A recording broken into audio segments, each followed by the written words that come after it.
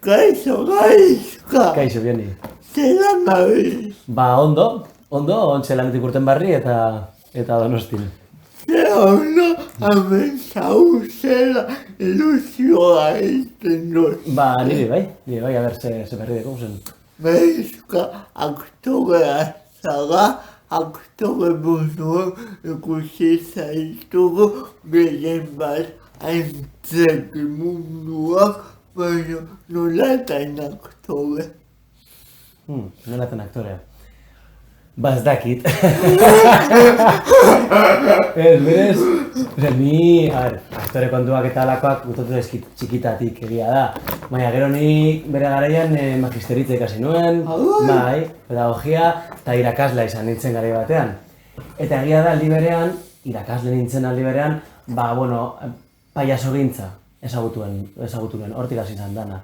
Klaun ikastaro bat egin nuen, eta maite mindu nintzen klaunarekin, zeharo, eta utzi nuen irakaskuntza pixka bat aparkatuta eta joan nintzen Granadara, egia da. Paiaso eskola batera, klaun eskola batera. Eta bueltatu nintzen, gero berriro herrira, Galdakaora, eta jarraitu nuen irakasle bezala. Baina, bueno, ja baneukan hor hasia, paiasogintzaren hasia landatuta barruan, eta tarteka elkartzen nintzen lagun batekin, paiasoa sana bai, eta elkarrekin egiten genituen gauzak, amateurrak eta holan, eta antzezten genuen, han eta hor, guztien ziguten lekuen. Eta, bueno, tonto, gutxinaka, lan hau profesionalizatzen hasi ginen. Eta heldu zen momentu bat, non ezinezkoa zen konpaginatzea irakaskuntza eta antzerkia. Eta aparkatu nuen irakaskuntza erabat, eta antzerkian hasi nintzen sakonago. Baina, esan dezakegu antzerkigintza etorri zaizula irakaskuntza esker. Ez, modu independientean etorri ziren, irakaskuntza gustatzen ditzaidan eta gustatzen zait, faltan botatzen dut, tarteka, eta baina baita ere antzerkia, beste hainbat gauza gustatu baltzaizkidan bezala, ez? Galdera aktore mundua orain helduko dugu, baina zergatik ikasi zenuen pedagogia. Nik ginen hezkuntza berezia, bere garaian. Ezeketa berezia. Hori da, diplomatura bat zan. Garai hartan da diplomaturak eta lizenziaturak. Eta nik egia esan hezkuntzaren mundua niri asko gustatu izan zait beti, ez? Udalekuak eta alakoetan gazte-gaztetatik ibili naiz. Eta nola diplomatura bat zen, eta garai hartan, nire amaren ustez, gehiago ikaskuntza gehiago eduki behar nituen, gutxo esan zidan, te tienes que licenciar, gaizka. Te tienes que licenciar. Te dicen, bueno, pues me licencio. Osa, ni berdin zait. Eta bazegoen, esango nuke, bigarren graduko ikasketak ziren. Pedagogia, orduan atera nuen pedagogia 2 urtetan. Ezala. Osa, bazukan lotura zuzena nik ikasitakoarekin, eta jazta. Titulo bezala gaur egun, ez zaite zertarako balio izan. Ikaskuntza bezala, karrera polita iruditu zitzaidan. Nik egin baina, me guía por todo esto. Cosas que pasan la vida, tu vida.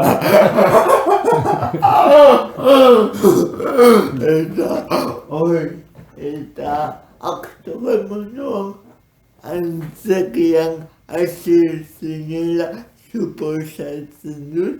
Nola gogoratzen duzu zuen lehenengo obra? Claro, es que pentsatzen nago zein da, nire lehenengo obra, claro. Baina bai, helduentzako klaun obra bat sortu genuen, nire lankide hoiak eta biok, eta egin genituen 3 emanaldi. Porque no nos contrataban nadie, claro. Baina, agian ez genekin ere lan hori egiten, ez?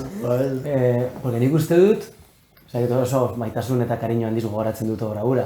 Gainera, aspaldiz duela klauna egiten holtza gainean, ez? Eta garabietan bakarrik egiten nuen bakarra klauna zen, eta asko maite dut, paiasogintza. Eta gogoratzen dut hori, maitasun handiz, gauza polita zen, eta funtzionatzen zuen, egia esan. Umeekin eta... Umeekin baita ere, baina justo hori egin genuena, casting cerrado zen, eta hemen egin genuen, Donostian klaunaldian, dakit noiz, espaldi. zer da klauna zuretzat. Klauna unik esango nuke, antzerkiaren adar bat da. Antzerkia egiteko modu bat, baina klaunean nik uste dut ezberdintasun nagusienetako bat ez duzuela pertsonaia bat jolasten. Baizik eta zuk zeure pertsonaia jolasten duzu, ez? Esango nuke denok garela klaunak bizitzan zehar, baina nola sortzen ditugun, bizirauteko, sozialki bizirauteko, hainbat barrera eta izateko modu egokiak, jasea zuk zureak, nik nireak, klaun inozentzia eta pureza hori galtzen goaz, ez? Azten goazen enean. Boztute ditugunean, dena gara klaun profesionalak. Eta hori izango nuke dela klaun bat, ez? Bizitzari begiratzen diona jolasteko gogoz, inozentziaz eta purezaz, ez? Gauzak lehenengo aldiz ezagutuko bagenitu bezala, eta inork ez digun esan zelan jolasten den honetara. Horrela, besteak beste. Esango duzu, galdera kreatibo bat, eta zuk erantzuna sortu edo asmatu behar duzu. Hemen horrelako gara, klauna ere humorea izan daiteke. Bai, klauna ere humor izan daitekeen? Bai. Gero hemen ja pedagogo bakoitzaren arabera, ez? Nik ezagutu nuen irakasle bat, zeinek esaten zuen, si el público jajaja, es clown. Si el público no jajaja, hau da, el público ez badu barrerik egiten, ez da payasoa, ez? Baina gero, bizitan zer ezagutu dute beste egiteko modu ezberdinak, eta ez nago guztiz ados horrekin, ez?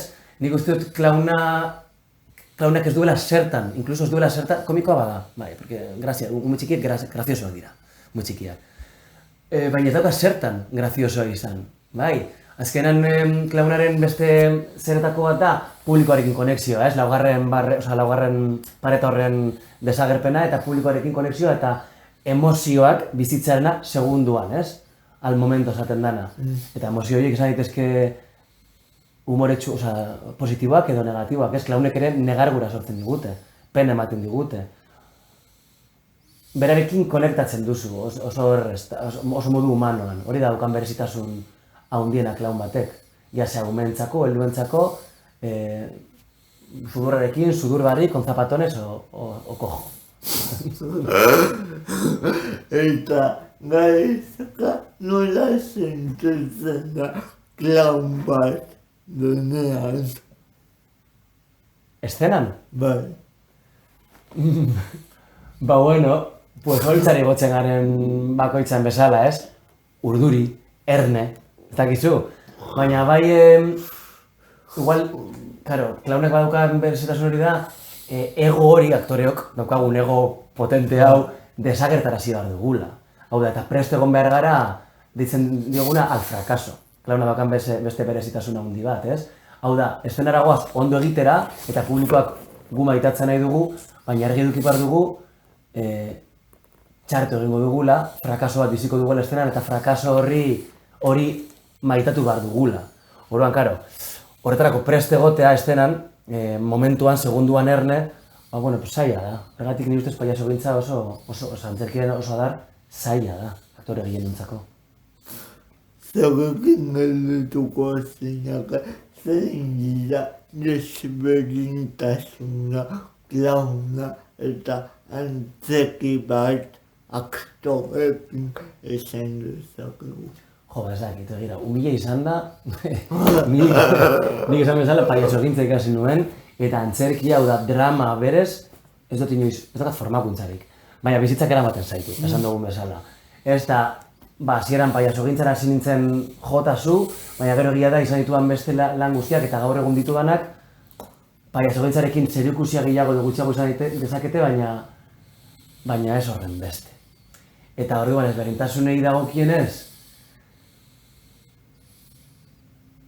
joku gutxiago ematen du dramak, ez dago horren bizia, nire ustez pertsonaia, klauna bezain beste.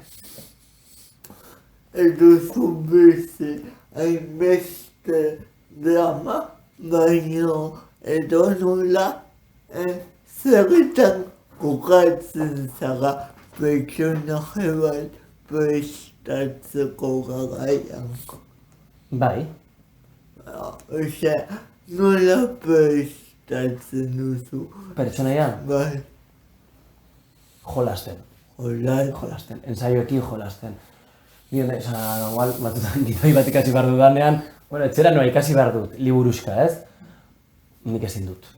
Horrela, ezin dut. Igual enpoiatu dezaket, azterketa bat izango balitu bezala, baina nire ez dit funtzionatzen modu horrek. Nik eszenatokian jarri behar dut, pertsonaia hori eta pertsonaia horri jolasten ikusi, jolasten sentitu. Ez? Pertsonaia hori sortzeko, ez? Zelan hitz egiten duen, zelan mugitzen den, eta azkenean, bueno, zuzendaritza bat egoten da, normalean kanpotik ez, baina bai norberak eta bai zuzendariak, pues bueno, jolas bat ateratzen diozu, atera beharko zenioke pertsonaia horrek ondo funtziona desan estenan, ez? Norbera ondo pasatzeko, azkenean horretan datza antzerkia. horretan datza. Antzerkia oso sakotzukatu iruditzen zen, nik egin dut obra bat eta oso ondo, oso no pasan eban, eta dena, baina gogoa iruditu. Bai, beste lanak ez dakit, baina antzerkia justo edo ondo pasatzen duzu estenan, o haz otra cosa, porque ez daukazu merezi. Ba, eta bapatzekotasun hori eta polita da hortza baina. Baina gaizakak neba martak akatuko nau. Baina Moixabelen ere ikusi ezatuko alako zena bat nuke nuko esango zena murtza dela zelako da bilega bat kartelan emakumea hartutzen da eta nolaten Moixabel bezalako pelikula batean. Dakit, zela maitu duen bertan. Ez, egia da, nik esan duzu mesala ziren, antzerkian ibili izan naiz beti, eta egia da, justu azkenen gurtu honetan, sinemagintzan beste hainbat gauz egiteko sortea, esango dut sortea, azkenen esperintza politak izan dira, sortea izan dudala, ez? Laburmetrai bat egin nuen, eta ondoren, justu Moixabelen castinga erako deitu ninduten, niri eta Euskal Herri guztiari, edo erdiari. Eta, sorte eukin nuen papel txiki hori, eman zidatelako, eta sortea esaten dut, ze pelikula alzait gehiago edo gutxiago gustatu, baina egia da, niretzako ikaskuntza bat izan zala. Esan bezala oso papel txikia da, eta oso interbentzio txikia, baina niretzako asko ikasi nuen, grabazio egun horietan, dena berria zalako. Eta holan amaitu nuen, egia esan. Claro, hauek usten ditugu eszenako 10 minutu, baina zueko egongo zineten ordu bete edo gehiago. Claro, nire eman zidaten, de guion, esaldi bat. 3 egun egon zen grabatzen. 3 egun. Claro, bai, azkenan zen escena batean testoa nuen, baina beste dana, agertzen zara, edo lakoak, ez? Baina, bidai txikia, baina oso interesgarri izan zen. Bai. Ikusi nuen zinemagintzaren entresijoak pixka bat barrutik, ez? Eta zelako lan, ezberdintasun, ezberdina iruditu zitzaidan zinea antzerkitik. Ba, oso ezberdina da. Zeharo, pentsatu nuen, beste ogibide bat, baina, ja ez en plan, zinemagitzan dauzen beste hainbat eta hainbat gremioengatik, baizik, eta aktore bezala, beste ogibide bat iruditu zitzaidan, aktore izatea holtzan edo kamara aurrean. Gaizuka, zer galdetu minutu, zer gailola. Bueno, Moixabelen ere agertu, bai, nun zen kartzela, ikusten dugu bagokoa kartzela batean zaudetela, baina nun zaudete benetan. Gartzelan garatu genuen. Bai? Bai, Nanclares de la Ocako gartzela sarrean, horre egin zen rodajaren zati handi bat. Bai, eta museo bat. Osea, da gartzela, karo, abandonatua da, ontxe bertoko gartzela dago ondoan. hori da kartzela sarra, ez? Baina dago dena tal cual, osea, naturak bere lana egin du pixka bat, baina dago museo bat izango balitu ezala. Bai. Guarda, horrek sekulako esperientzia emango zizuen. Bai, hori supongo gustos izango dela, ez? Baina niri gustor etzaidan hortik galtzea pixka bat. Gauzak ikusten, usmeatzen. Gaizka komentatu duzu lagunmentaia. Zer lagunmentaia zen? Hau da, ECDI, Bilboko zine eskola berrian graduatu ziren lehenengo promoziokoek, baskatu zidaten batek, zuzendari batek, Erik Camposek, bere kortoan parte hartzeko. Eta zombien inguruko korto bat da. Apokalipsis zombi historia klasiko bat, tragikomedia bat. Oso divertida. Aktore kontuak batera utzita, nik jakineko nuke zeintzuk izan daitezken zuen eguneroko kezkak. Zer kentzen dizu loa. Osea, lanaz haratago. Bai, zer kezkatzen zentu mundu honetan jakinda gizartea nola dagoen edo nola gauden edo. Bai. Típica pregunta para una miss. El hambre del mundo.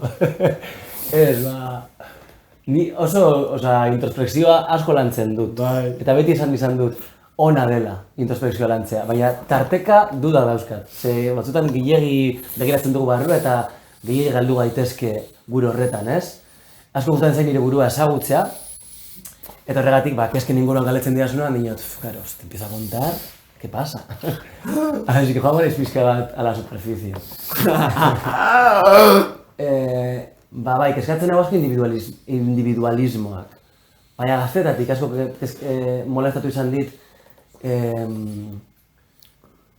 deskonsiderazioak, pertsonen deskonsiderazioak beste pertsonekiko, edo orduan empatia faltak eta elkartasun faltak gizartea dauzkagunak orokoran, bai norbanakoki, bai individualki.